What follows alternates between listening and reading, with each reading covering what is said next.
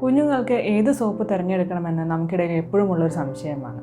കാരണം മുതിർന്നവരുടെ ചർമ്മത്തേക്കാൾ ഒരുപാട് വ്യത്യാസമുള്ള ചർമ്മമാണ് കുഞ്ഞുങ്ങളുടേത്. കുഞ്ഞുങ്ങളിൽ സ്കിൻ ബാരിയർ ഫംഗ്ഷൻ മുഴുവനായി വളരാത്തതിനാൽ പെട്ടെന്ന് ഡീഹൈഡ്രേറ്റഡ് ആവാനും ഡ്രൈനെസ്സിനും സാധ്യതയുണ്ട്. പിന്നെ അവരുടെ സ്കിൻ ഭയങ്കര സെൻസിറ്റീവാണ്. അത് നമ്മൾ പ്രൊഡക്ട്സ് എന്ത് ഉപയോഗിക്കുമ്പോഴും അത് പെട്ടെന്ന് റിയാക്ട് ചെയ്യും. കുട്ടികളുടേത് ഹൈ അബ്സോർപ്ഷൻ ഉള്ള ടൈപ്പ് സ്കിന്നാണ്. നേർത്ത ചർമ്മമാണ് അവരുടേത്. അപ്പോൾ എന്ത് സാധനങ്ങളോടും പെട്ടെന്ന് അബ്സോർബ് ചെയ്യാനും അതിന് അലർജിക് റിയാക്ഷൻസ് അല്ലെങ്കിൽ ഇറിറ്റേഷൻസ് ഉണ്ടാകാനും ഒക്കെ കാരണമാകും. ഒരു തൊലിയുടെ pH ആണ് ഒരു നാച്ചുറൽ പ്രതിരോധമായി വർക്ക് ചെയ്യുന്നത്. കുഞ്ഞുങ്ങളുടേത് 4.5 മുതൽ 5.5 വരെയുള്ള റേഞ്ചിലാണ് ഉള്ളത്. അതുകൊണ്ട് തന്നെ നല്ലൊരു ബേബി സോപ്പ് തിരഞ്ഞെടുക്കേണ്ടത് കുട്ടിയുടെ മൃദുവായ ചർമ്മം നിലനിർത്താനും ഇറിറ്റേഷൻസ് ഇല്ലാത്തതും ഹൈഡ്രേഷൻ നിലനിർത്താനും അത്യാവശ്യമാണ്. അതിന് നമ്മൾ ശ്രദ്ധിക്കേണ്ട കാര്യങ്ങൾ എന്താണെന്ന് വെച്ചാൽ, പൊതുവെ നാച്ചുറൽ ഇൻഗ്രീഡിയൻസ് കൂടുതലുള്ള സോപ്പുകൾ യൂസ് ചെയ്യുക.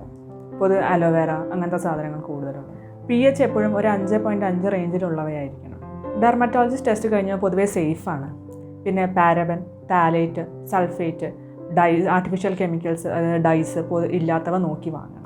മോയ്സ്ചറൈസിങ് പ്രോപ്പർട്ടി ഉള്ള സോപ്പുകൾ നോക്കി വാങ്ങുകയാണെങ്കിൽ കുട്ടികളുടെ സ്കിന്നിൻ്റെ ഹൈഡ്രേഷൻ നിലനിർത്താൻ സഹായിക്കും. പിന്നെ എപ്പോഴും ഒരു പുതിയ സോപ്പ് തിരഞ്ഞെടുക്കുന്നതിന് മുമ്പ് ആദ്യം ഒന്ന് പാച്ച് ടെസ്റ്റ് ചെയ്തിട്ട് വേണം ഉപയോഗിക്കാൻ. ഏത് സോപ്പായാലും സോപ്പ് ഡയറക്റ്റായിട്ട് തൊലിയിൽ ഉപയോഗിക്കാതെ അത് ഒന്ന് നന്നായി കയ്യിൽ പതപ്പിച്ചതിന് ശേഷം അത് പത മാത്രം കുഞ്ഞിൻ്റെ ദേഹത്ത് പുരട്ടി